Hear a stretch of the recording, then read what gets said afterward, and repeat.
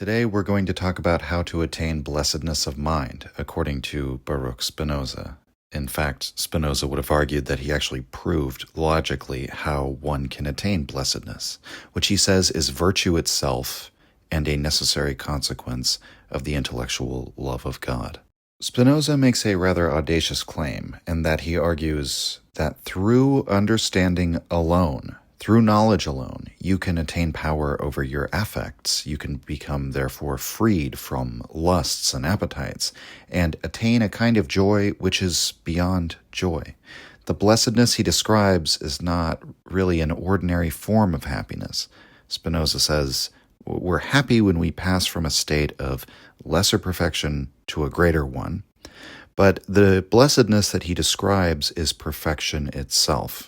It's an understanding, a form of knowledge that reveals to us the part of the mind that is eternal, that remains after death. And the love which springs from this knowledge is therefore also eternal. Now, I've talked about Spinoza on the podcast before, so if you would like a general introduction to Spinoza's life and philosophy and his influence on Nietzsche, go back and listen to that one. It's number 83. And in recent episodes, I've talked about the influence of Spinoza on Goethe and Herder and Lessing and the reaction against Spinoza from Jacobi. We've looked at the controversy raised by Jacobi in arguing that Spinozism amounts to pantheism, which is an ideology that reduces the divine to the material. Because, after all, Spinoza argues, God is nature, and all in nature is in God. God is the immanent cause of all things, and exists in all things. But furthermore, he argues against the notion of free will, because after all, nothing can happen outside of the will of God, and the will of God is perfect and eternal and unchanging. Therefore, the will of God becomes something more like what we might call necessity, or the laws of nature. And furthermore, God himself is not excluded from Spinoza's arguments against free will. We don't have it, but neither does God. And God in Spinoza's system is not a personal being. God or nature doesn't even have desires in the same way that human beings do, not to speak of free will. And so there's that famous passage where he gives us this image of the thrown stone. And Spinoza says that if the stone could reason the way human beings do, it would say that it is at every moment choosing to follow the course that it follows as it flies through the air. This is exactly what I have decided, when in fact we know better, that once thrown, the stone is simply following the laws of physics or the laws of nature. It's not following a will. And so, too, this is the case with all living beings. One could therefore pardon Jacobi for treating Spinoza's philosophy as amounting to materialism. Whatever God Spinoza represents to us in his ethics, it's certainly not the kind of God that Christians believe in, to give the devil his due, if I can be pardoned for referring to Jacobi as the devil in this case. But I would argue that where this critical view of Spinoza falls apart is when we examine Spinoza's ethical theory. And so today we're going to just focus on the final chapter of Ethica, or the Ethics, which is entitled Of the Power of the Intellect, or on Human Freedom. And of course, the previous chapter was titled, I believe, On the Power of the Affects or on Human Bondage. So he's given us sort of a picture of how the affects work and how that can put us into a state of bondage and slavery to our passions. And this final chapter is then how the intellect can free us from that. And it seems to me that, at least historically speaking, there was, the main source of controversy in Spinoza would be the claims that are advanced in the first part of the Ethics. The claims involving his metaphysics, or if I could be so bold as to say Spinoza's theology. But in my view, the most important part of the work is what Spinoza has to say about human freedom, because ethical considerations, in a sense, can only really begin with human freedom. And as Spinoza has told us by titling the work as such, the purpose, the end of this work that it's driving towards is to advance this ethical theory. And given the metaphysical framework he's presented, in which there is no freedom of the will, we might wonder how it is that he could advance a theory of human freedom. And this is exactly the aspect of the work where I would say it is almost essential that we understand the work on its own terms, through Spinoza's theology, through his view of God, because in fact, it would be very hard to derive such an ethical approach to life from a purely materialistic understanding of the world. And I think, given a rigorous understanding of the philosophical claims that Spinoza does actually advance in the text, I think it would be impossible to understand him as a materialist, unless you just want to assume that he's lying about his philosophical ideas as part of some sort of atheistic agenda. And believe me, many people have actually put forward accusations like this. But as to how anyone could think that is beyond me, because, as I said at the beginning, Spinoza endeavors not simply to argue his point, but to prove it, and he punctuates his points with QED, quod erat demonstrandum.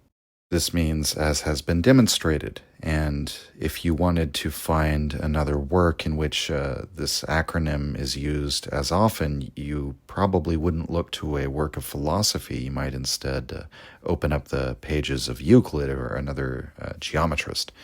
But when we look at how it is that Spinoza intends to help us deliver ourselves to a state of general freedom, this stylistic approach is perfectly fitting because he intends for us to effect this change purely with the intellect. He says in the preface to Part 5, quote, "Because the power of the mind is defined only by understanding, as I have shown above, we shall determine by the mind's knowledge alone the remedies for the affects." End quote. So the affects are what affects you. They could involve emotions, impulses, nerve stimuli, all of these things in different combinations. And when Spinoza defines the passions, he hones in on the aspect of passivity, meaning that what we call passions is really an affect that we have passively submitted to. So we are affected, made to feel a certain way. If we accept that passively, it becomes a passion. It fosters a state of mind, and that can then affect our behavior. It could even affect your entire outlook on life.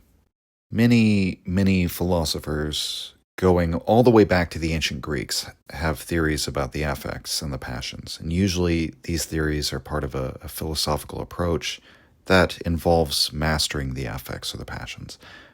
Oftentimes, you see these two things conjoined. Whenever philosophers are trying to explore the emotions and the drives, it's usually as this project to discipline ourselves and take control of them. And perhaps the most notable sect of philosophers who sought to do this were the Stoics. Today, there's been a resurgence of Stoicism's popularity, but there's this idea of self-control in Stoicism. Spinoza's philosophy could therefore easily be mistaken at first glance for a variation on Stoic philosophy, and it's therefore worth taking a moment to explain why Spinoza thought that what he was doing was categorically different.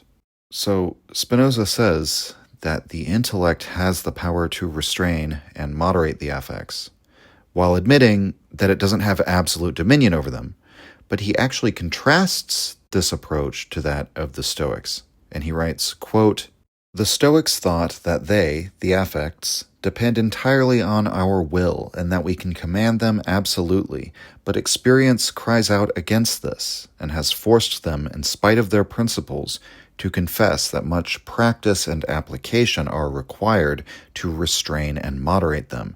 If I remember rightly, someone tried to show this by the example of two dogs, one a house dog, the other a hunting dog. For by practice, he was finally able to bring it about that the house dog was accustomed to hunt and the hunting dog to refrain from chasing hares." End quote. So the similarity is that experience has forced even the Stoics to acknowledge that restraining the affects takes practice and application. The example that Spinoza gives would seem to me to point more in the direction of conditioning rather than willpower, but perhaps that would be the Stoics' explanation of what is going on in that conditioning, that what is being conditioned is quote-unquote the will. But that points us to the difference. The Stoics believe the affects can be commanded by the will, whereas Spinoza will say later in this preface, he feels he's already logically dispensed with the notion of the will as autonomous earlier in the text. He doesn't believe it's a force of command. For him, it is purely a matter of attaining a certain understanding. The difficulty or the practice involved is strictly the difficulty of attaining that understanding, not a difficulty in applying your will. And so immediately after that passage, we just considered Spinoza brings up Descartes, who is in many ways one of Spinoza's great influences. He's also a figure that he's implicitly responding to or criticizing in many ways. Descartes was a mind-body dualist. He asserted that the mind is a different kind of substance than body. And if this seems like a strange claim, I would just put it to anyone who's gone through, most of us have read Descartes' Meditations on First Philosophy, and I think therefore I am, cogito ergo sum. That's why Descartes can prove the existence of the mind through this methodology of doubt, but he has to use other arguments to prove the body. Because it's just simply by the fact that I'm thinking that proves the mind, but Descartes insists that doesn't prove the physical world. Because the body is an extended and non-thinking thing, whereas the mind is non-extended and thinking. I think therefore I am only proves the thinking, non-extended type of substance, but body's an extension, non-thinking material which exists in space, that is not proved.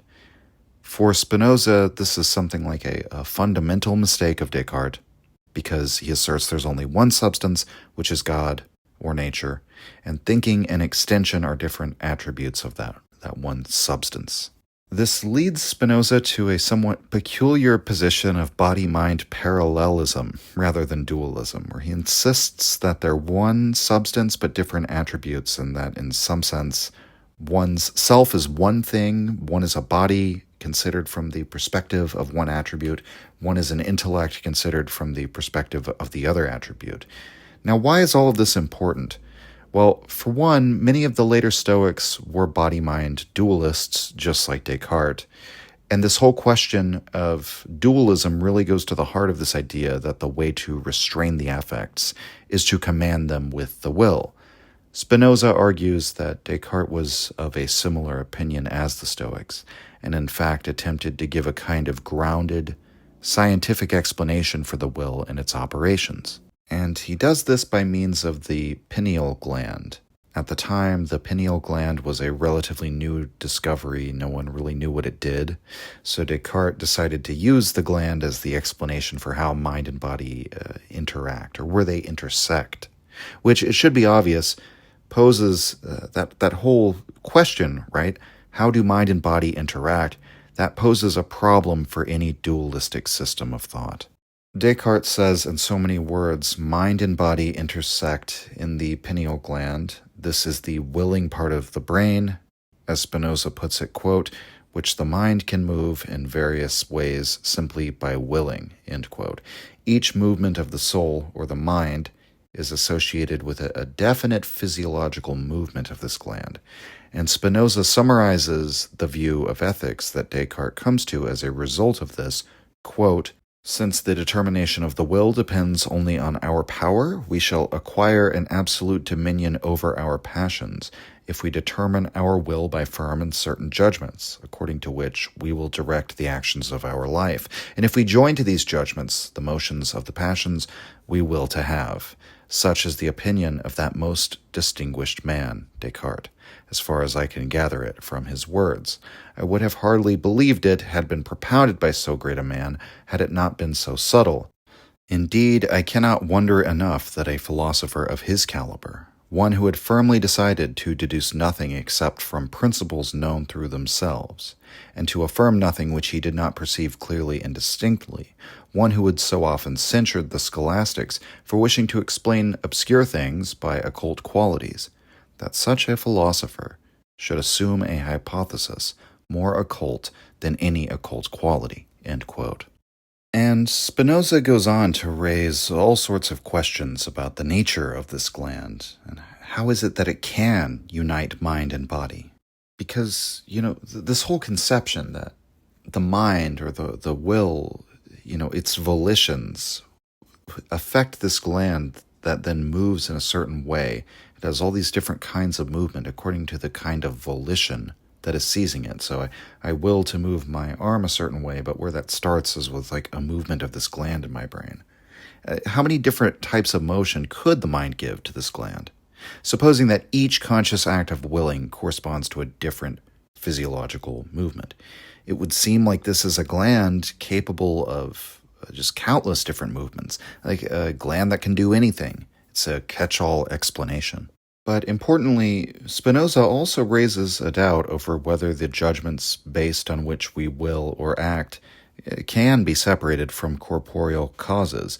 Why is it that people resolve according to their will to confront someone or charge into battle, but sometimes they hesitate or flee or run away?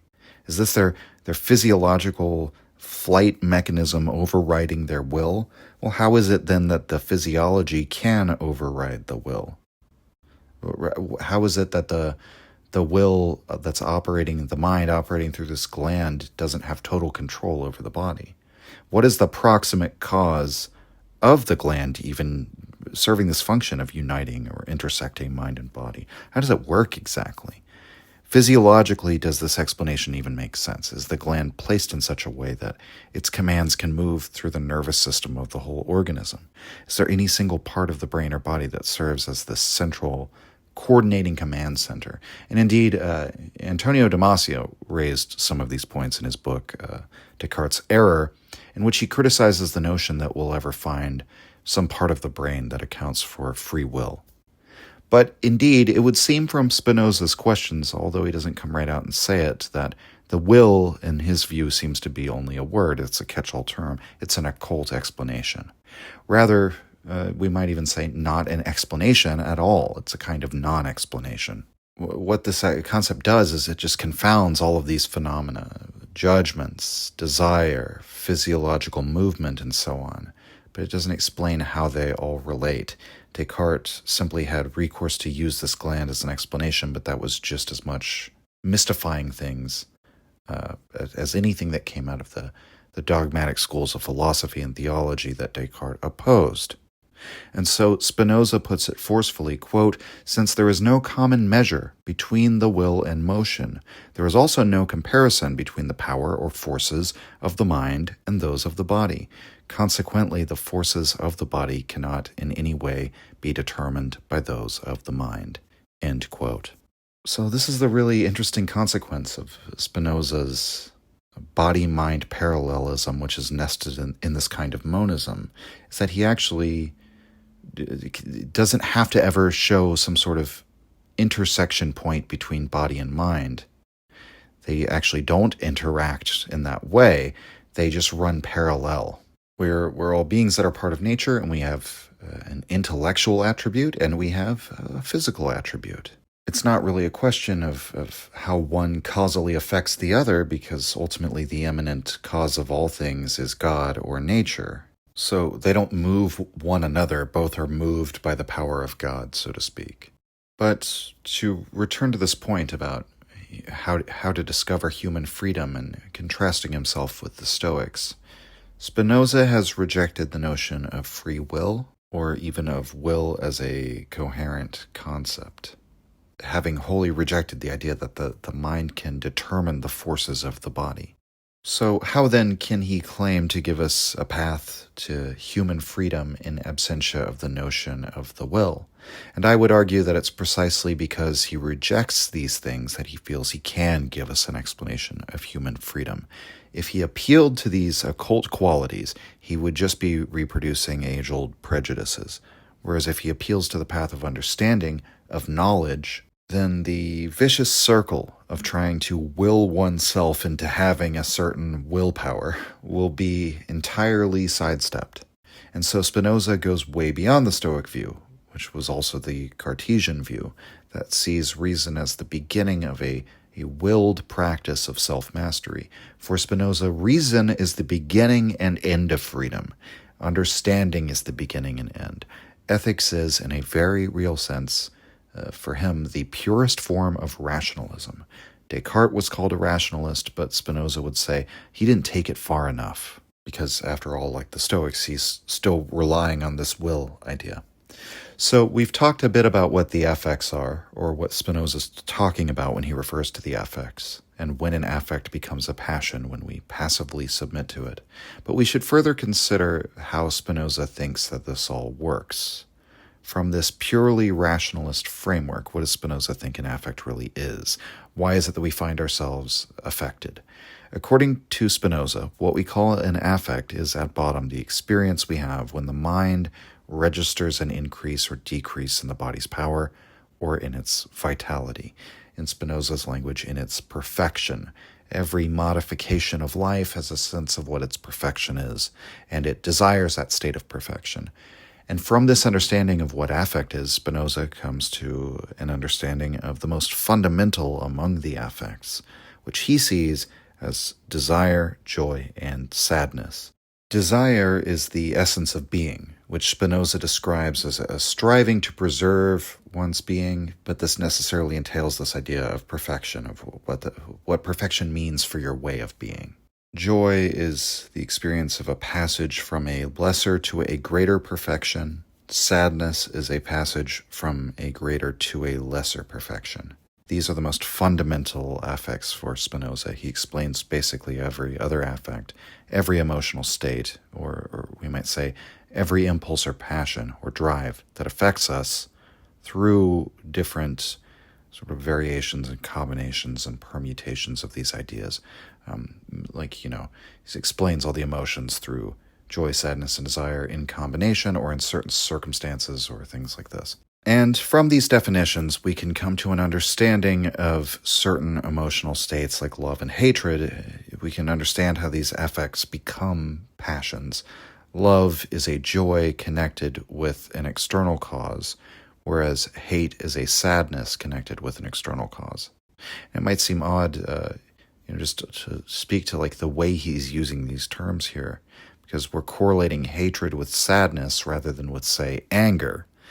Well, there are two things to say here. For one, the Latin term used for joy, laetitia, and sadness, tristitia, also carry the implication of being pleasurable or painful. Secondly, the meaning Spinoza is conveying with these definitions is that the joy you feel when in love is perceived to come from an external cause, or it's associated, connected with an external cause, perhaps a person, right?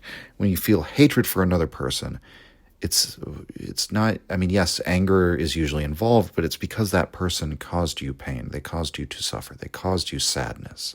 People come to hate others when they connect grief or their sadness, their suffering to that person as an external cause. We've already said that affects become passions because we passively submit to them. But Spinoza thinks there's a kind of error of understanding that undergirds this passivity.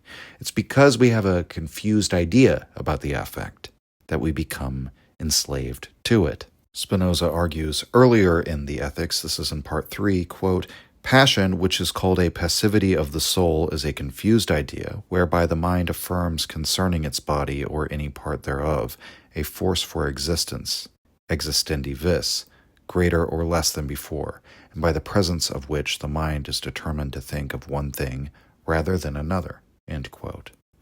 So this is why metaphysics does come first in the Ethics. It's why it poses a difficulty or a challenge for me to simply cover the final part of the work as I'm doing here. But in so many words, the error of understanding on which that passive submission is based is the mind's fixation on one part rather than the other. And that's an error because in truth, everything is connected with everything else insofar as all is in God, all is part of God. And there's a kind of metaphysical error going on when you submit to a passion. You're denying the manifest truth of reason that an adequate understanding of these things would give you to understand. But you deny that truth in privileging one part of yourself over other parts. And I think to put this very loosely or vulgar, try to appeal to our own intuitions regarding this, I don't think it will be very difficult. When you're gripped by a passion, it can often seem like the object of that passion is more important than the entire world, or indeed as if it is the entire world. And Spinoza is saying this is correlated with the mind determining itself to think of one part of the body or mind above all others. So in terms of sexual lust, it's why people say you're thinking with your dick in modern parlance. You're dominated by a passion. This body part is now receiving all undue attention. And as an aside, this is why Spinoza says that God has no passions or desires, because God is perfect. God is therefore incapable of joy or sadness, because there can be no change to God's perfection. God can't possibly experience the passage from a lesser to a greater perfection, because his perfection is already the greatest possible perfection. And he would certainly never go from a greater to a lesser perfection, because that would be downgrading God, and all of this is just impossible because God's nature is eternal. Consequently, God is incapable of love or hate, because if we remember, love and hate are joy and sadness attached to external causes. But God is incapable of joy or sadness, and thus he's incapable of love or hate. QED. But for those of us mortals who are just modes of God's existence, who are therefore not in experiencing a state of constant perfection, what are we to do about our bondage to the affects? Well, Spinoza gets right to the point in Proposition 3 of the fifth book. Quote, "An affect which is a passion ceases to be a passion as soon as we form a clear and distinct idea of it." End quote. Some strong claims that are going to be made, by the way. But we have confused ideas about our affects. All that's required for Spinoza in order to cease in our passive submission is to attain an adequate understanding, a clear and distinct idea. And to further encourage us in this, Spinoza argues, moving right along to Proposition 4, quote, "There is no affection of the body of which we cannot form a clear and distinct concept." End quote. So how would we apply this to, for example, love and hate?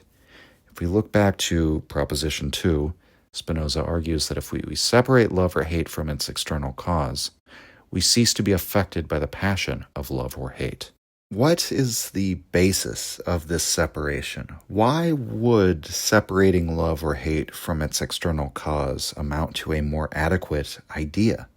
Because the very supposition of the external cause for the passion is confused.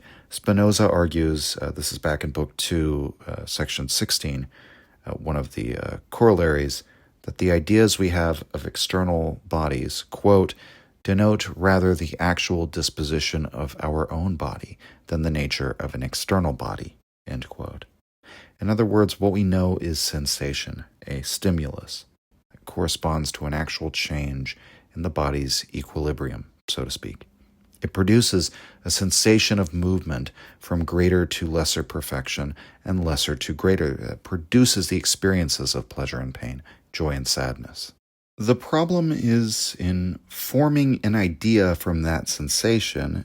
In doing this, we inevitably derive an incomplete understanding of the object's nature. Because in fact, we don't know its nature. We only know the sensation, the registration of a change that is then experienced subjectively as an effect. And it's very interesting to consider the implications of these ideas in conjunction with the German idealists. But less anachronistically, we can see Spinoza's assertions in this respect as part of his pure rationalism.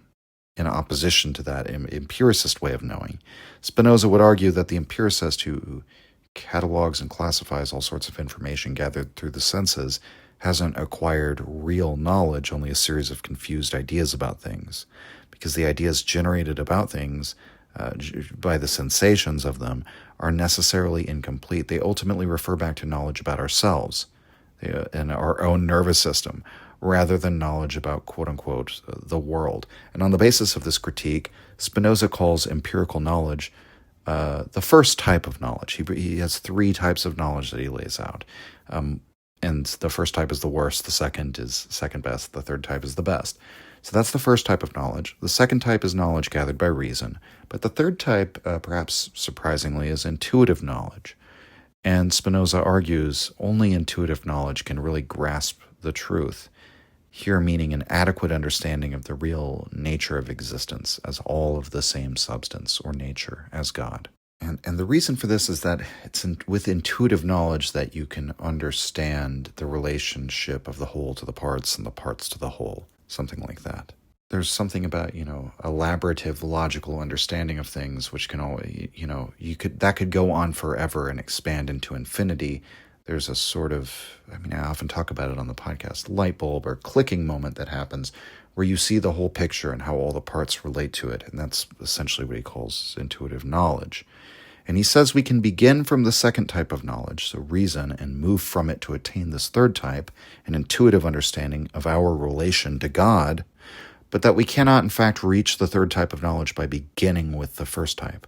So if the first type of knowledge, empiricism, even deserves to be called knowledge at all, it nevertheless only consists of inadequate and confused knowledge. Now, what is it about the third type of knowledge that's salvific? How is it that knowledge can overcome the affects? Again, supposing that this is not meant to lead us to some act of the will. Well, in Proposition 6, we get an inkling of where Spinoza is going with this, where he argues that with a clear understanding, the mind ought to begin to perceive all things as necessary. The greater our understanding of the necessity of all things that exist and all events that happen, the greater our control over the affects, eo ipso, by that token alone. And I think Spinoza is relatively straightforward about this in the Scholium. Quote, "We see that sadness over some good which has perished is lessened as soon as the man who has lost it realizes that this good could not in any way have been kept. Similarly, we see that no one pities infants because of their inability to speak, to walk, or to reason, or because they live so many years, as it were, unconscious of themselves. But if most people were born grown up, and only one or two were born infants, then everyone would pity the infants, because they would regard infancy itself not as a natural and necessary thing, but as a vice of nature, or a sin." We could point out many other things along this line, end quote.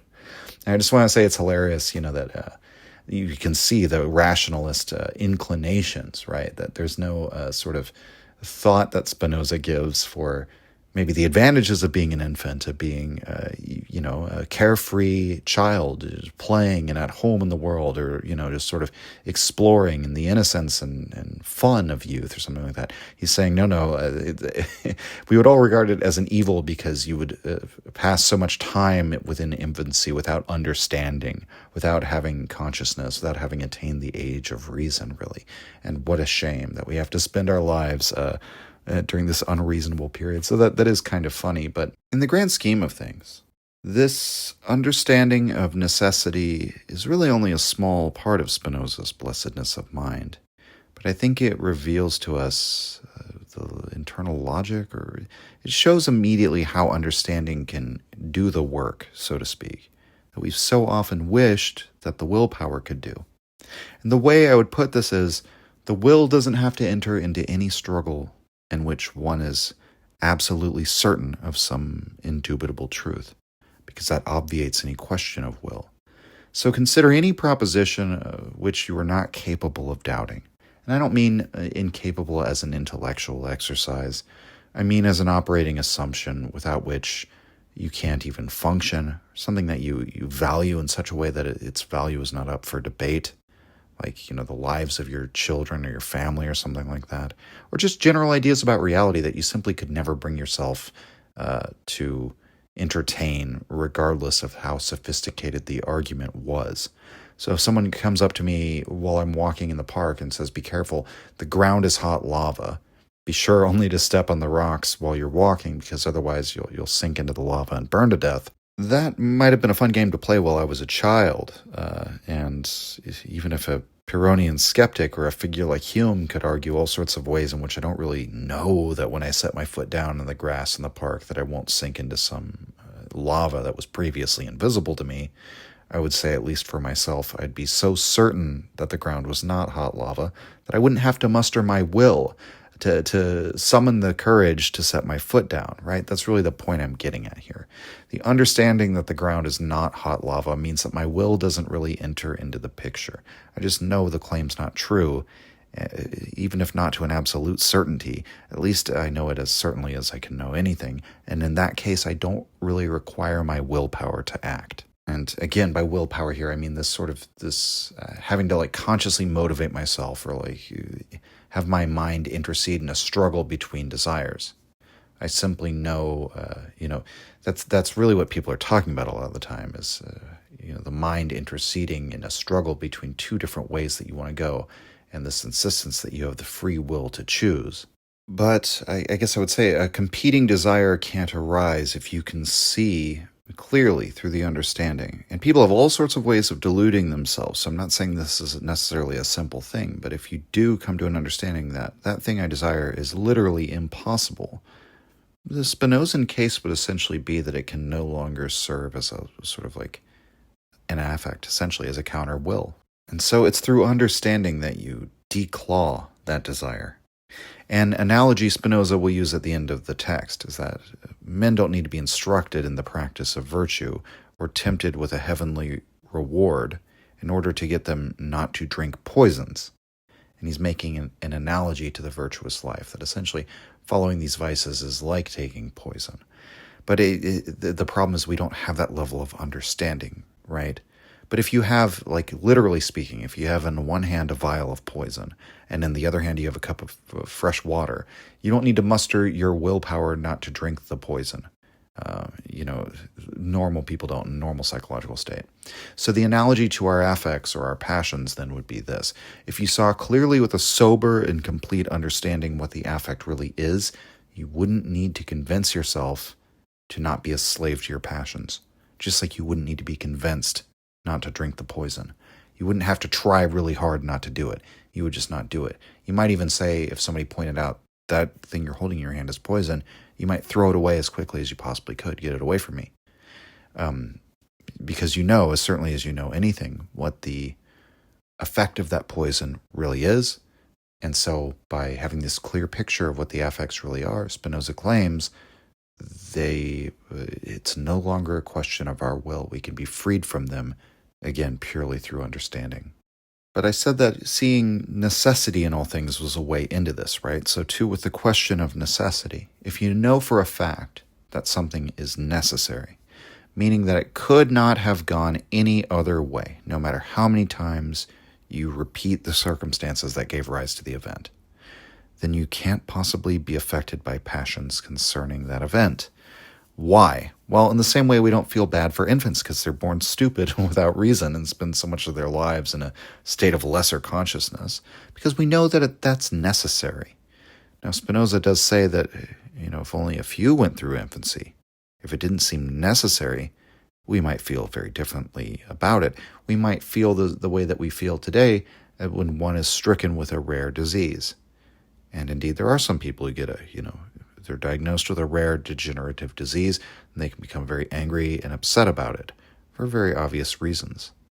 But this is part of why all of these analogies are sort of insufficient, because he's actually trying to take us to a further level. They're not as important. The analogies, the attempts to appeal to our intuition, it is very important to Spinoza, but he also wants to demonstrate it logically so we can gain an understanding, because the further level to this, the real insight is in seeing all events, all things as absolutely necessary. So even if you are diagnosed with a rare degenerative illness, even that is absolutely just as necessary. Again, having set aside this notion of arbitrary free will and acausal or magical or occult forces, all we have is absolute necessity, because who could challenge the will of God?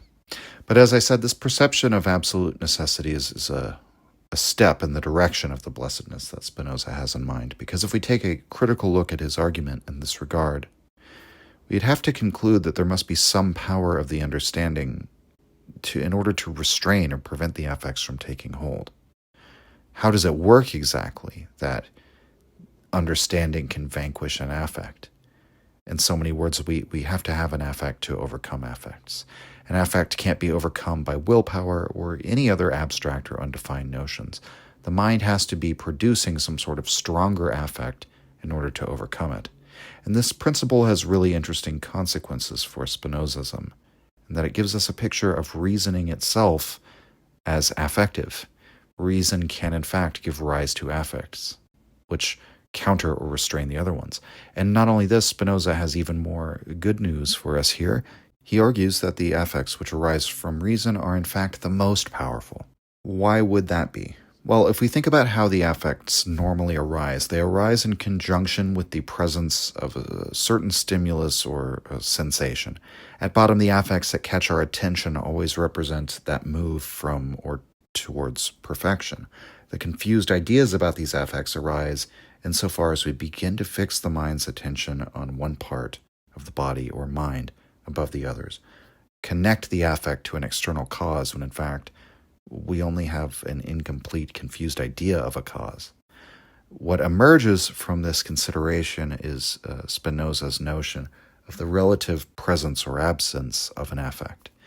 He says, we never feel an affect's absence. Rather, quote, the body is affected by another affect which excludes the thing's existence, end quote. So for an easy example, hunger excludes the existence of food. Once we have the food, we're satisfied and the hunger goes away. So the food excludes the hunger, right? So we're not affected by the absence of an affect. We're affected by the presence of an affect whose very nature means it arises in absentia of a given object, or really in absentia of a given sensation.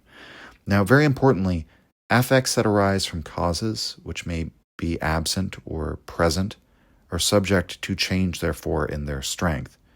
Because I think we could easily see how, in such a picture of things, sometimes a given affect will be present, which is to say, acting upon us. Sometimes it will be absent, because by their very nature, some of the affects will only be present when other things are absent, and vice versa. So its strength will rise and fall, so to speak, of different affects, according to the situation. But, and this is the demonstration to Proposition 7, quote, an affect arising from reason is necessarily related to the common properties of things, which we always regard as present, for there can be nothing which excludes their existence, and which we can always imagine in the same way. So such an affect will always remain the same, and hence the affects which are contrary to it and are not encouraged by their external causes will have to accommodate themselves to it more and more until they are no longer contrary to it. To that extent, an affect arising from reason is more powerful, QED, end quote. So not only is it possible to create affects through reason, that is to say, to affect yourself, your view of things, or your state of mind, through pure understanding, in the same way we might say you're affected by the understanding of the necessity of things, in such a way, so the understanding of the necessity of things that we talked about earlier, we might say affects you in a way as to lessen your sadness when you perceive it couldn't have been any other way. So that is an affect, right? If you're feeling sadness and then the understanding comes to you that it couldn't have been any other way, that's affecting this, that's having the affect of lessening the sadness. But Spinoza makes the bold claim then that yes, that is an affect, and it's actually stronger because it's created by reason. And the main reason why this is that the affects that are non-reasonable, they rise and fall, as we've said, they're present and then they're absent, and they don't affect us when they're absent. As he says, no drive affects us in its absence. It's only that drives affect us, affects affect us that might exclude something necessarily, but they don't affect us when absent. Whereas if we truly understand something, again, in that way which we cannot doubt whatsoever, that we couldn't bring ourselves to doubt even if we wanted to, such that this knowledge is with us always, it's unshakable, well, then the affect arising from that knowledge will be far more constant, it will be far more pervasive than whatever the momentary affects that try to dominate our momentary attention. The affect that comes from understanding will therefore be strengthened by the fact that it is present at all times. So, if the effect of hunger excludes nourishment, the existence of nourishment, and after you find nourishment, that then excludes the effect of hunger, nothing can exclude the operation of reason, because reason is related to the common properties of things. Reason concerns the clear ideas of what all the phenomena have in common. And so in every situation we're in, regardless of what's happening, regardless of what's driving us, regardless of what's affecting us, we always have the faculty of reason at hand. It's always present. And therefore, whatever affects that it produces will become over time stronger than any other one that might be oftentimes absent from us. Furthermore, reason, by its very operations, can constellate all things together. That's what it does in some sense in giving us to understand the common properties of things. Reason, by this very token, draws relations, disparate things and objects and sensations and representations, whatever we want to say this world for us consists of.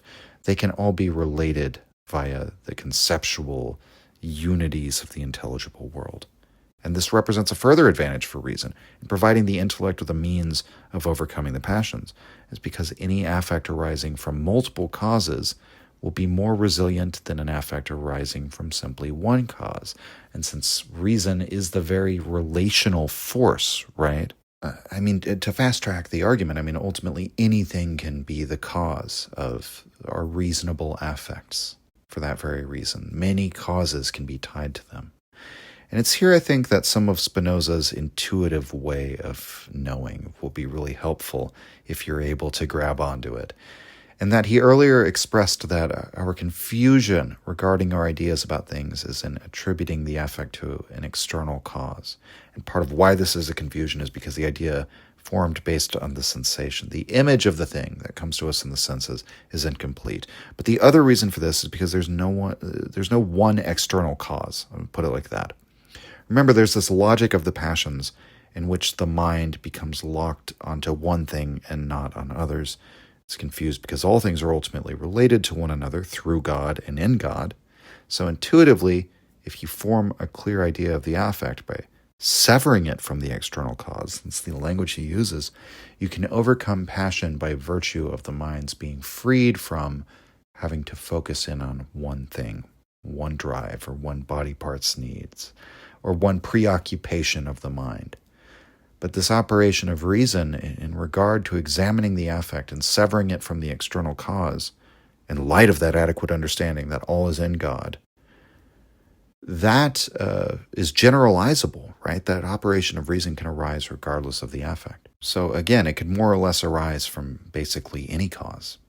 Now, because of this correlative power, reason can connect affects with images. It can bring to mind certain maxims or concepts or symbols even, and associate them with certain affects. And thus I just want, at this point, to read off a string of propositions that Spinoza gives us all in a row. And I'm not going to read from the demonstrations or the scholia or anything like that, but just the propositions one after the other, starting with proposition 11, quote, "As an image is related to more things, the more frequent it is, or the more often it flourishes, and the more it enters the mind," end quote. Proposition 12, quote, "The images of things are more easily joined to images related to things we understand clearly and distinctly than to other images," end quote. Proposition 13, "The more an image is joined with other images, the more often it flourishes," end quote. And proposition 14, quote, "The mind can bring it about that all the body's affections or images of things are related to the idea of God," end quote. And on that last one, I would note that affections are equivocated here to images of things because it's the physiological sensation of an external cause which then generates a representation or an image of the cause. That might be quite literal, as happens when the eye sees. It takes in particles and forms an image. But we might say every affect upon the body forms an image of something, insofar as we are truly affected by it, and it motivates a desire. These are the phantasms of our impulses, the images formed of the objects of our desires and our fears. But from this series of propositions, I think we can see where Spinoza is going with this. Reason has this affective power coupled with this correlative power. And thus it can correlate the idea of God with every single affection that the body experiences. And this follows from chapter 1, proposition 15, all the way back in the first part, that all things are in God and all substance must be understood as part of God, as inseparable from God, radically coterminous with God. The mind can bring this about, and indeed, we would even say, would necessarily bring this about once it has attained an adequate understanding. Spinoza would say, once you know for certain that all is in God, everything that happens therefore happens by necessity, and that everything that happens is necessarily related to everything else, then those thoughts arise as a counter-affect against any affect which arises. And because reason is ever present, it will naturally set about doing this correlative work at all times, continually strengthening itself, continually strengthening the idea of God as the most powerful affect, at least within the wise man. Assuming you have this level of understanding, right? That's how this whole process is supposed to work. So, to recapitulate the argument up to this point, we form clear and distinct ideas of the affects. There's none which we can't do this with. In so doing, we sever them from the external cause by conceiving of them as derived from sensations, referring back to the body rather than to the external cause. Reason itself is effective, and is in fact more effective than anything else, because whatever we know by reason relates to all things. So reason is ever present, whereas all the other affects are fluctuating. Reason can then attach the idea of God to all the body's affections according to its understanding, not just arbitrarily. And that, for Spinoza, leads us to a clearer picture of existence. And in so doing, we are kept from passively submitting to the affects and therefore making them into passions, becoming enthralled to passions. And so, to give a general name to this counter-affect, we come to the intellectual love of God. It's intellectual because we've arrived here purely through understanding, not through willpower, or certainly not through faith. It's neither a Christian undertaking nor a stoical one. This understanding of oneself in the affects amounts to a love of God, as Spinoza asserts in Proposition 15, quote, "He who understands himself and his affects clearly and distinctly loves God, and does so the more he understands himself and his affects."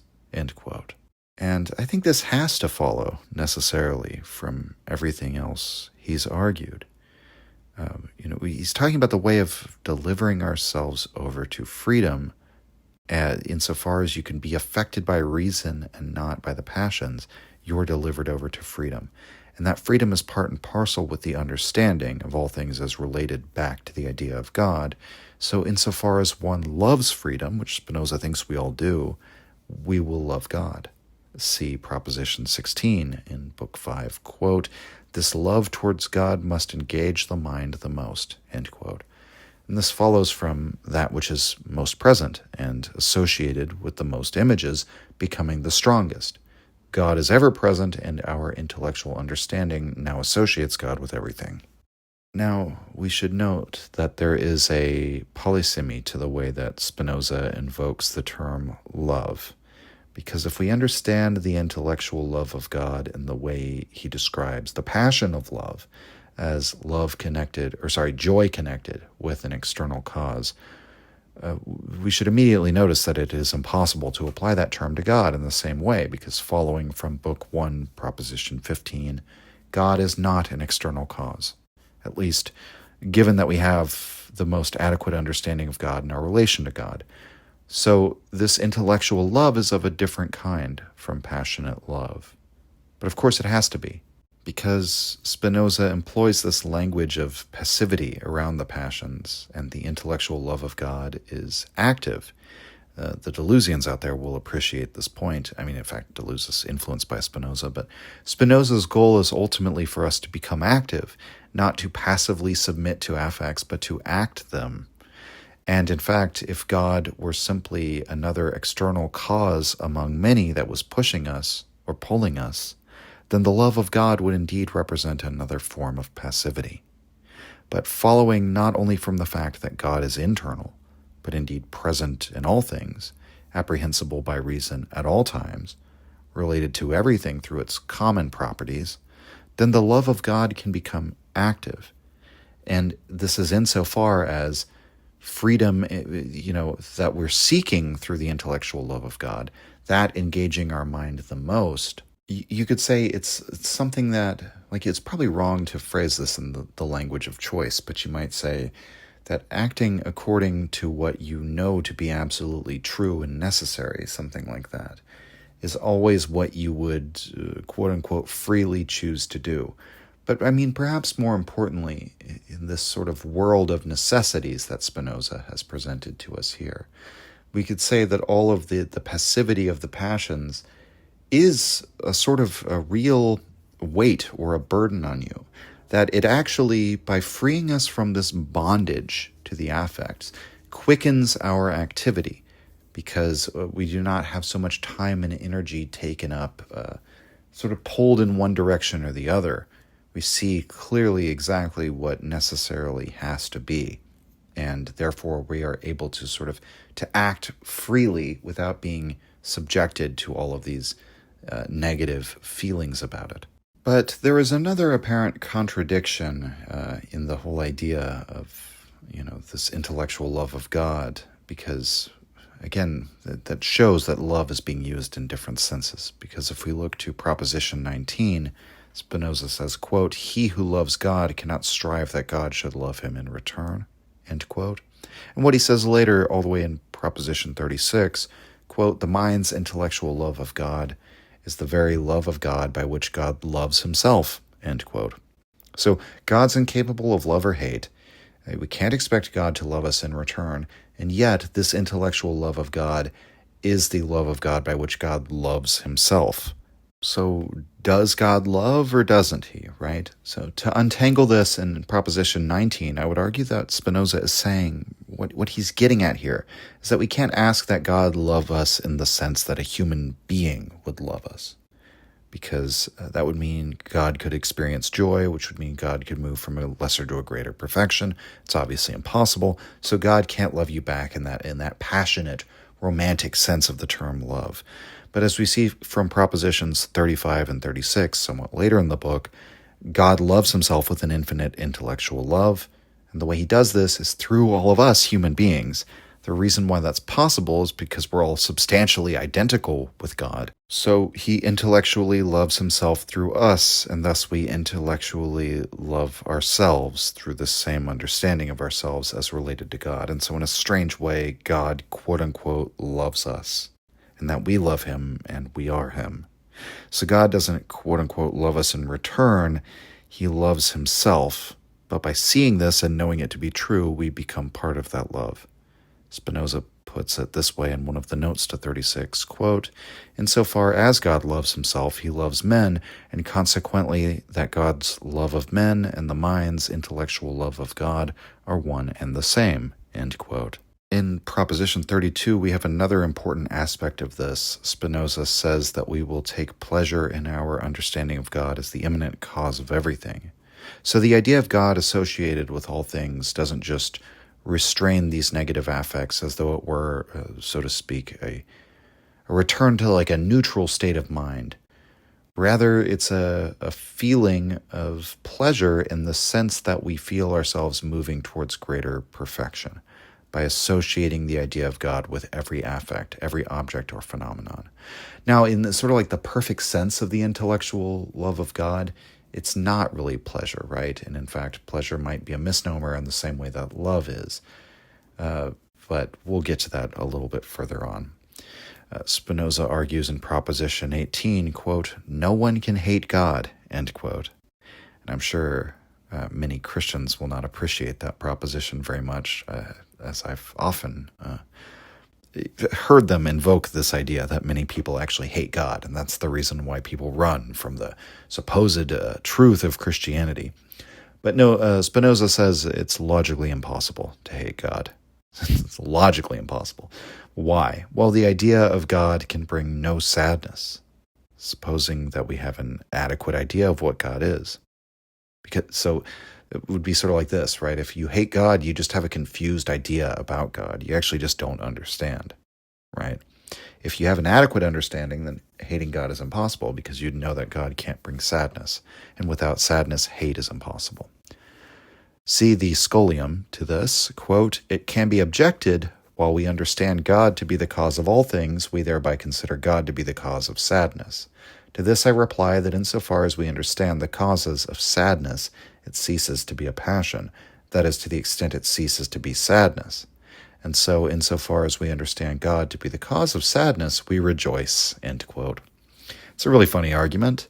I think it's a wonderful argument, given how funny it is.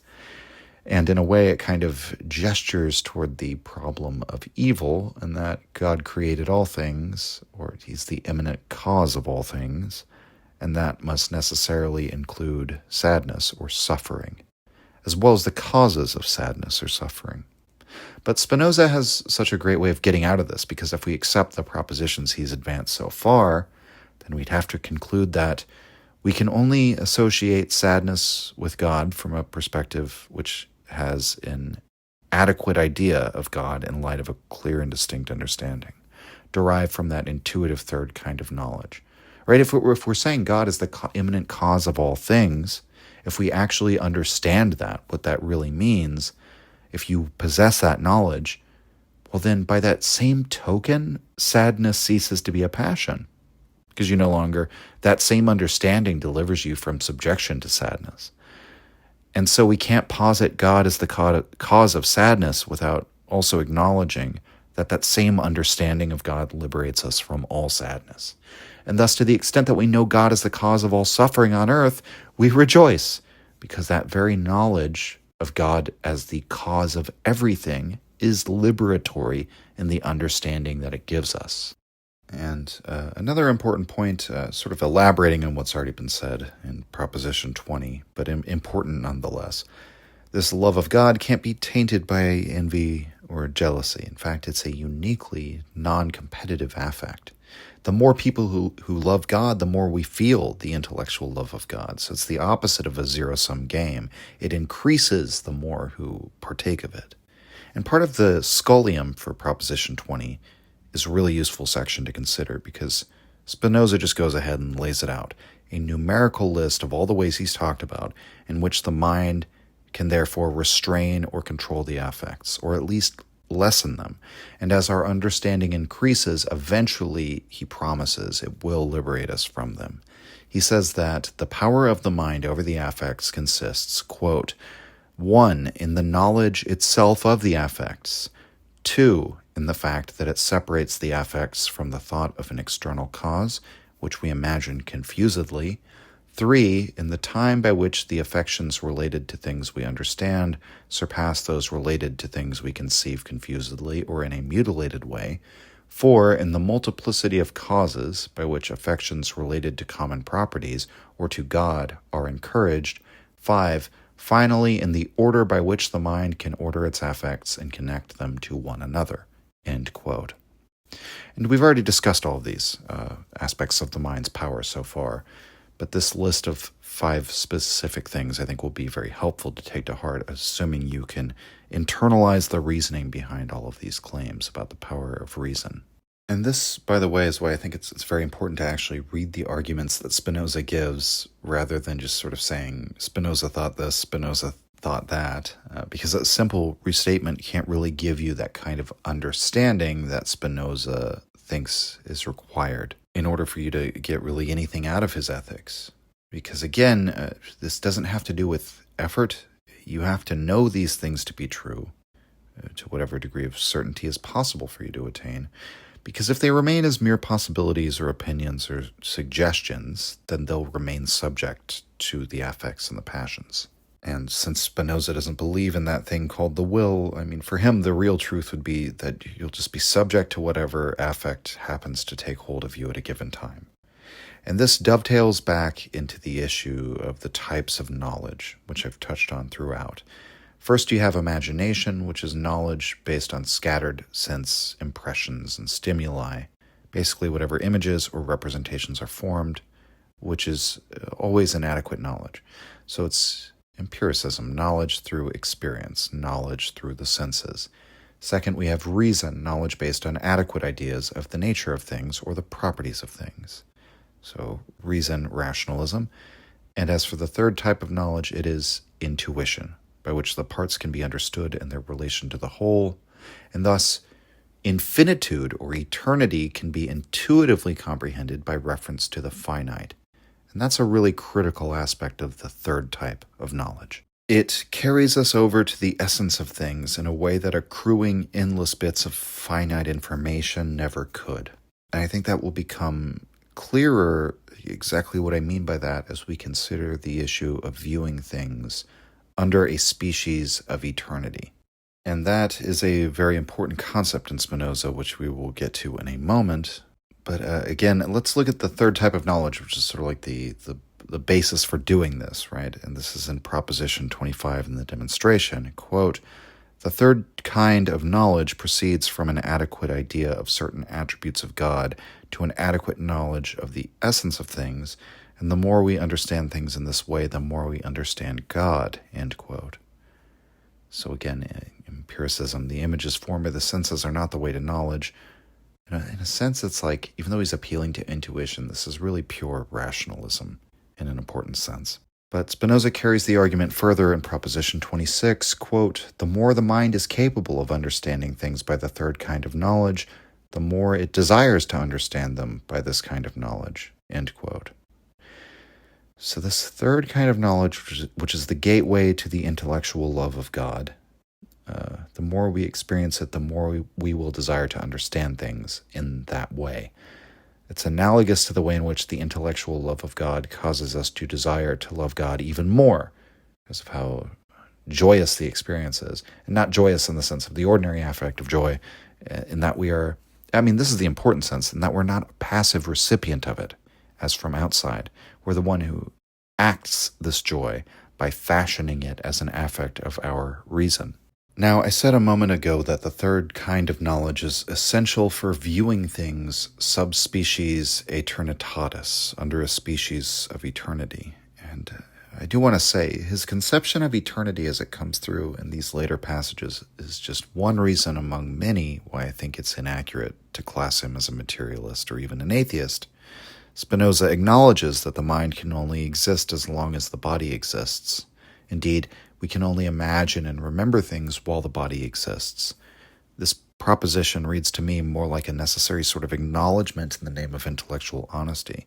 His claim that the imaginative and remembering mind is tied to the fate of the physical body is, in my reading, a sort of a prelude to his real argument, as we might say, taking a step back before you make a great leap or something like that. Because the claim is that the body and mind must be viewed under a species of eternity commensurate with this third type of knowledge, right? And so, in fact, the imaginative function of the mind is what comprises the first type of knowledge, so the worst kind of our knowledge, right? It's only through that empirical kind of knowing that we even have a conception of the physical body as simply an object among objects. The mind is tied to a physical brain. But Spinoza is advocating for a way of knowing that goes way beyond this. He argues in Proposition 22, quote, "Nevertheless, in God there is necessarily an idea that expresses the essence of this or that human body under a species of eternity," end quote. And therefore, Proposition 23, quote, "The human mind cannot be absolutely destroyed with the body, but something of it remains which is eternal," end quote. So, yes, in terms of our temporal, finite world, it would seem as though the mind perishes with the body, but all of the ideas we have about the world that we form through interaction with temporal and finite things, they're always inadequate for all the reasons that Spinoza has brought up. So we can only reach an adequate view of things through the third type of knowledge, and if we gain an adequate view of things, we will gain an understanding that all is in God. The essence of all things is eternal. And so there's the object, the thing that arises and passes away, that exists for a finite time, in a finite place and space. But from a perspective with clearer ideas about the world, we'd recognize that whatever exists, whatever things exist, they exist in their essence as eternal ideas in the mind of God. This is from the demonstration of Proposition 23. Quote, "In God, there is necessarily a concept or idea which expresses the essence of the human body, an idea which therefore is necessarily something that pertains to the essence of the human mind. But we do not attribute to the human mind any duration that can be defined by time, except insofar as it expresses the actual existence of the body, which is explained by duration and can be defined by time. That is, we do not attribute duration to it, except while the body endures. However, since what is conceived with a certain eternal necessity through God's essence itself is nevertheless something, this something that pertains to the essence of the mind will necessarily be eternal, QED, end quote. And see also the scholium to the same section, quote, "This idea, which expresses the essence of the body under a species of eternity, is a certain mode of thinking which pertains to the essence of the mind, and which is necessarily eternal. And though it is impossible that we should recollect that we existed before the body, since there cannot be traces of this in the body, and eternity can neither be defined by time nor have any relation to time, still we feel and know by experience that we are eternal. For the mind feels those things that it conceives in understanding no less than those it has in the memory. For the eyes of the mind, by which it sees and observes things, are demonstrations themselves. Therefore, though we do not recollect that we existed before the body, we nevertheless feel that our mind, insofar as it involves the essence of the body, under a species of eternity, is eternal, and that this existence it has cannot be defined by time or explained through duration." End quote. So, to conceive the body under a species of eternity is not to conceive its individual transitory existence, but the essence of the idea of the body. See Proposition 29.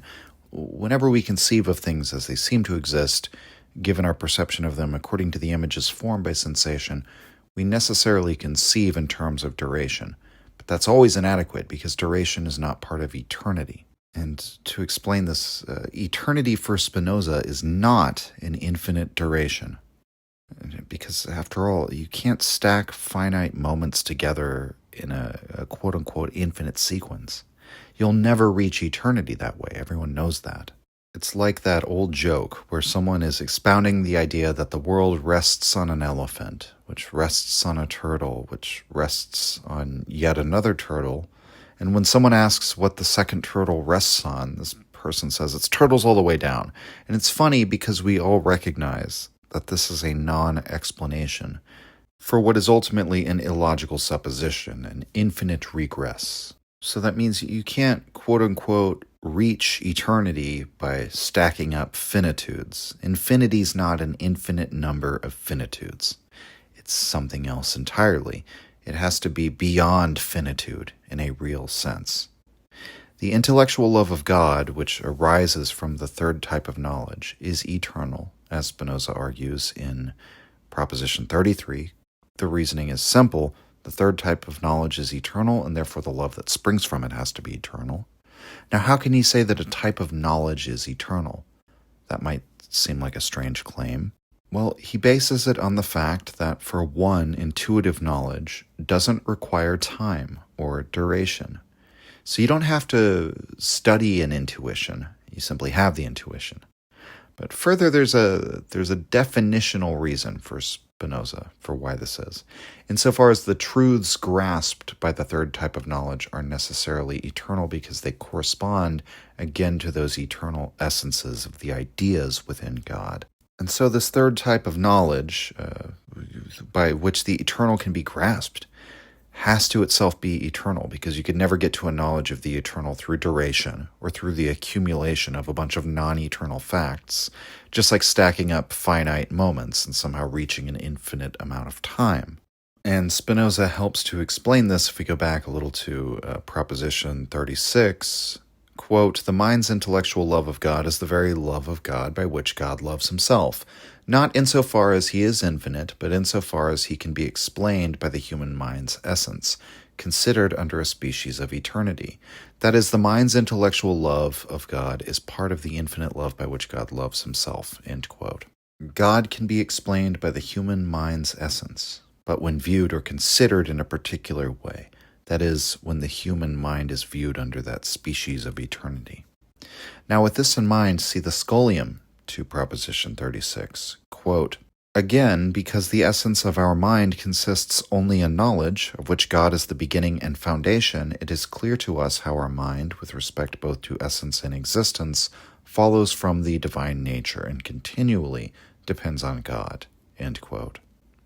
So the Christians have this idea, right, that not only your soul is immortal, but rather that in heaven you'll receive a new blessed body, a perfect body, which is also eternal. Jesus doesn't just return in spirit, his body resurrects.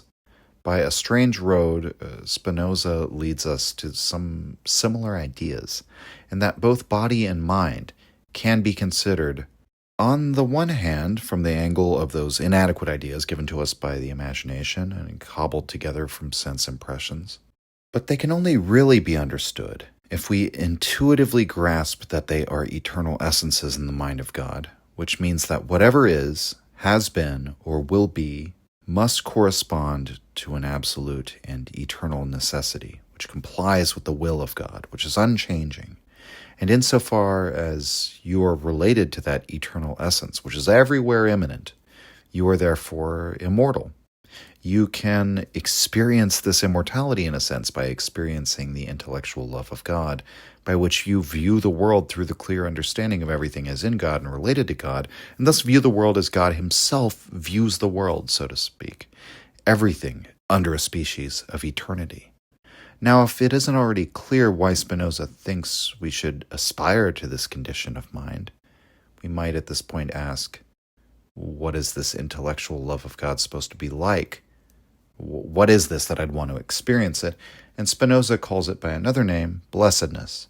He says that the mind who lives in this intellectual love attains blessedness of mind. And there's another important difference here, in that this blessedness is not the same thing as joy or pleasure. Again, using those terms in their conventional sense, Spinoza says, quote, "If joy consists in the passage to a greater perfection, blessedness must surely consist in the fact that the mind is endowed with perfection itself." End quote. So the fact that joy and sadness are passages, that they represent necessarily a movement, this becomes very important, because this means that what we mean by joy and sadness is always relative, by the way. They're always established in relation to a previous state or anticipation of a future state. And Spinoza has defined joy or pleasure as that sense of moving from lesser to greater perfection.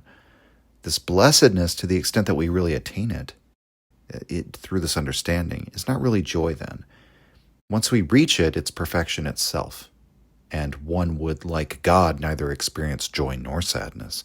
You'd be liberated from all domination of the passions, for at the arising of any affect, you would instantly, intuitively, instinctively even, bring to mind the salvific idea of God in everything and anything. And so Spinoza writes, quote, "From this we clearly understand wherein our salvation or blessedness or freedom consists, namely in a constant and eternal love of God, or in God's love of man," end quote. And he says it can rightly be called, quote, "satisfaction of the mind," end quote. And so, in other words, we're talking about nothing less than eudaimonia here.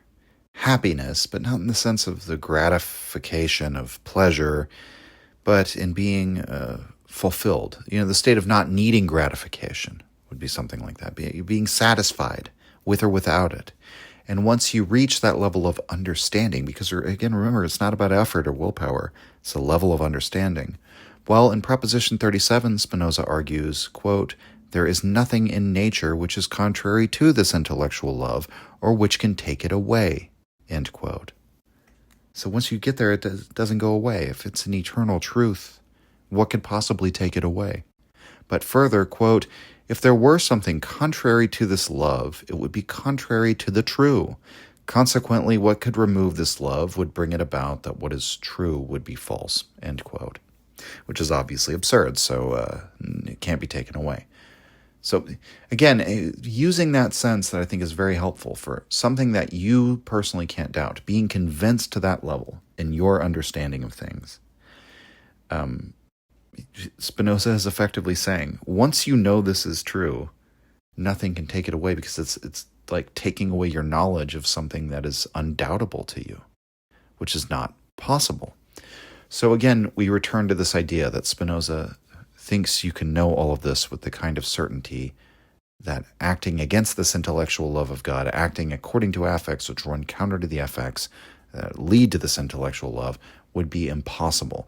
Because if your affects run counter to it, you just don't fully understand yet. In the same way that we would say, if you understand that what you hold in one hand is poison and in the other water, people don't have to be instructed not to drink the poison or encouraged. All that's required is that they understand that it's poison. Now, somebody could still drink the poison if they're not aware that it is poison, right? If they're not convinced that it's truly poison they hold in their hands, if there's some way in which they're not able to understand that, well, then they might still drink it. But I don't think that's a counter to Spinoza's argument. It's actually perfectly within his argument that people all the time indulge in poisons in ordinary, everyday life. Anyone can imagine the arguments that run counter to everything Spinoza has argued. You could say plenty of people, quote unquote, drink poison if they're alcoholics, or if they're addicted to junk food or cigarettes or any number of like prescription drugs. People do things that are contrary to their health or that bring them short-term pleasure but long-term pain or suffering. Spinoza is not saying that isn't possible. What he's saying, whether you buy the argument or not, this is what the argument is, that anyone who poisons himself really and truly does not fully understand. He doesn't understand himself. He doesn't understand the world. He doesn't understand his affects. Whatever the case may be, it comes from confused ideas. Because a person who would live in the intellectual love of God, he would be able to overcome the affect pushing him to take a poison that is nevertheless pleasurable. And, I could see somebody coming back against that and being like, no, some people do this in the full light of understanding. There's nobody out there who thinks meth isn't dangerous, and there's still people out there doing it. Or fentanyl. There are people who are openly will continue using fentanyl, even though everyone knows it's bad. And again, you may not buy the argument, but the argument would be, Spinoza would say, yeah, but they don't understand. They don't really fully understand. I don't think you do, because if you did, you would act differently, eo ipso. By that same token of understanding, your behavior would change. And that is the theory of the case that he presents here, and it might be too strong of a theory of the case, right? I could imagine the objections on that level. That does the understanding really transform action or character in the way that Spinoza thinks? Certainly, it's up for contention, but indeed, the proof is in the pudding. And according to Proposition 38, the more you understand the world through the third type of knowledge and experience the intellectual love of God, the less you will be driven by passions and the less that you will fear death. And that's because you learn within this view of the world to see all things under the species of eternity, and you perceive the eternal part of the mind and the intellect that endures beyond the body, all the aspects of you that endure beyond all these parts that exist in duration. And so you'll fear death less. And so in a way, Spinoza might say, well, look to those who have attained higher understanding. Do they become ones who don't fear death and who are able, by that token alone, not to become slaves to their passions? And I know all sorts of philosophers would try to lay claim to this figure, but we might look to someone like Socrates. Socrates does not fear death. Socrates is not a slave to his passions. The Stoics are influenced by Socrates. They might say, well, he was able to marshal his willpower to control his passions. But I could even imagine Socrates himself saying, well, no, it's because I understand, ultimately, as he argues in the Republic, that injustice, when I act unjustly, it's harmful to me. It's not just harmful to other people. It is harmful to other people, but first and foremost, it's harmful to me to act unjustly. I act justly because it's the best thing for myself, first and foremost.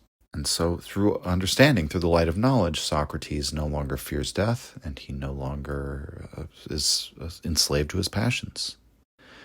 And a final, albeit very important point about this mental condition of blessedness relates to Spinoza's concern with becoming active. One of the reasons why blessedness can be called perfection itself is because the more perfect something is, the less it can be acted upon. There's this key difference between being acted upon and being the active party in Spinoza. The less one is acted on, the more you become active instead of a being that merely feels things and is pushed around by them.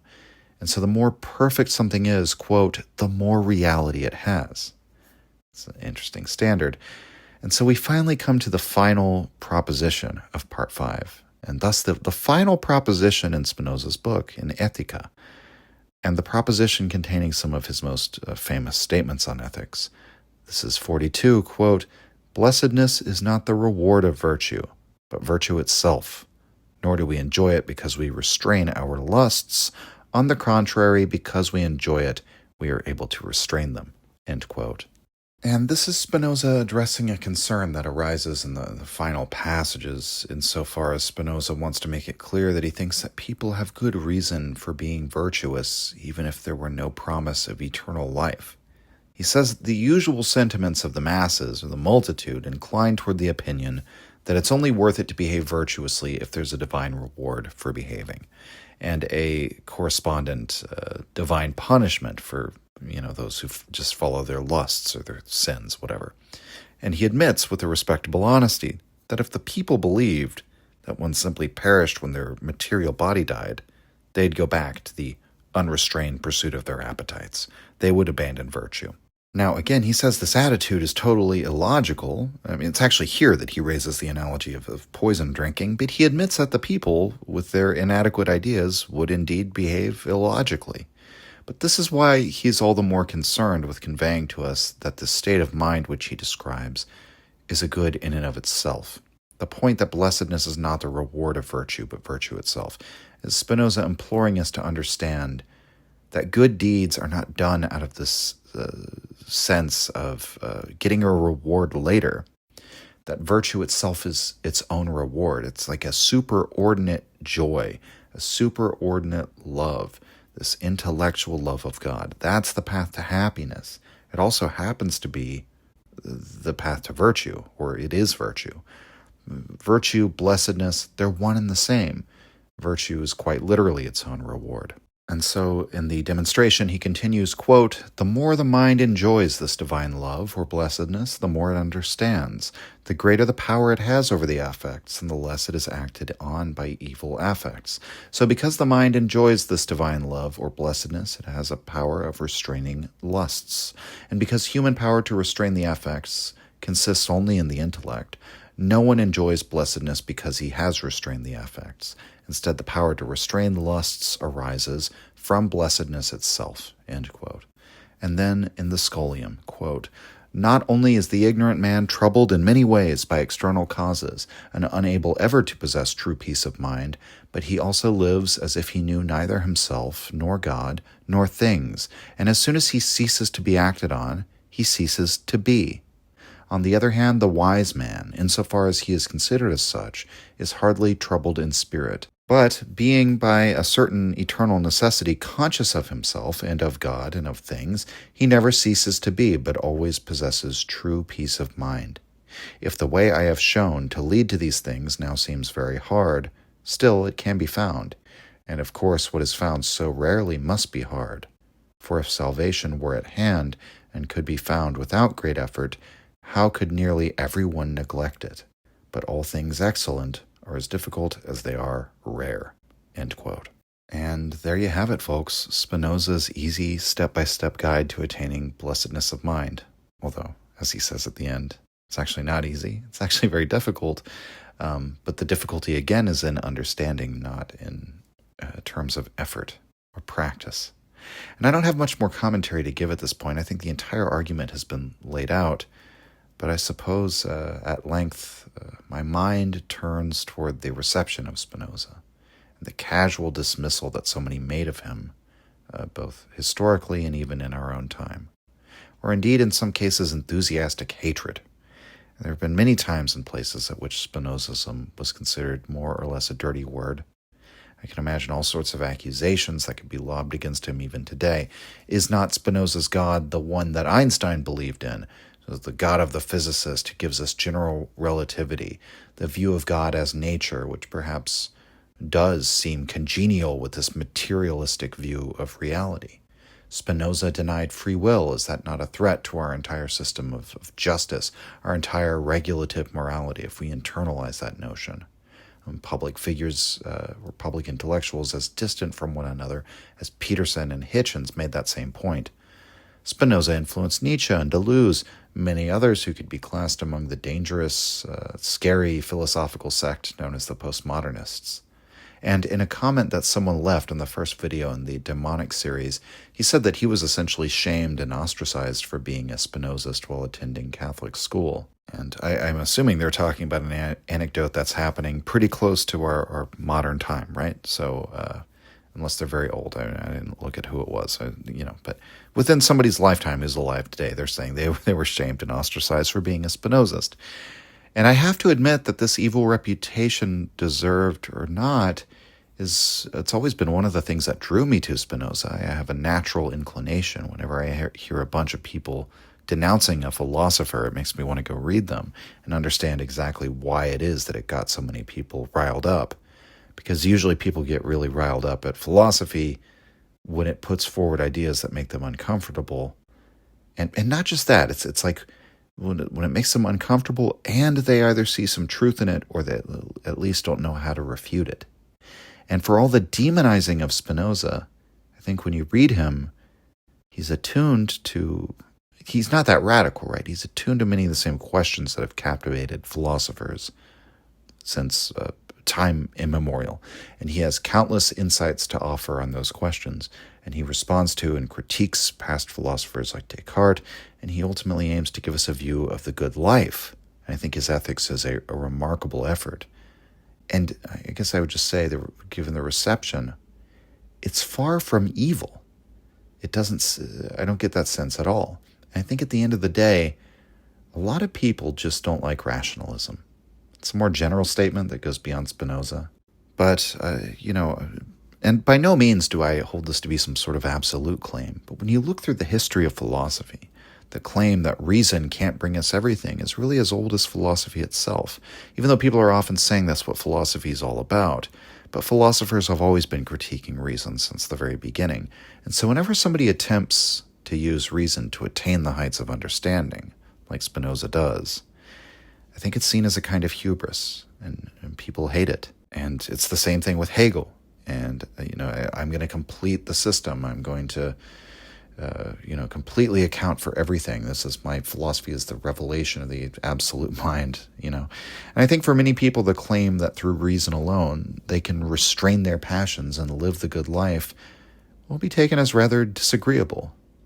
But for me, at least, the occult explanation of freedom of the will is much more disagreeable. And I love that Spinoza has produced a work of ethics that doesn't operate under those terms. As much as we might rightfully criticize the hubris of rationalism, there is an appeal to me at the end of the day that the way that we change ourselves, that we effect a transformation, isn't just through a force of effort or something like this, these vague abstract notions, but accruing more knowledge. That ultimately knowledge makes us active, that knowledge expands our choices, knowledge quickens our activity, and knowledge makes us see clearly that which would harm us. It makes us see clearly that which is necessary. And I think, it's what Spinoza attempts, at least. It's a very valuable attempt. And the intellectual love of God is one of my favorite concepts from Spinoza. Amor Dei, from which Nietzsche, of course, is inspired with his Amor Fati. But that's all for now, everyone. I, of course, just had to do an episode on Spinoza, revisiting him after talking so much about him indirectly through all these other figures. So I decided to talk about the intellectual love of God, which is my favorite concept out of Spinoza. So thank you for listening, everyone. May you find blessedness. Signing off. If you enjoyed the Nietzsche podcast or found it helpful, you can visit us and support the show at patreon.com/untimely-reflections. The link is in the description. Or just share the show with any of your friends that you think might enjoy it or on social media. Thank you for your support.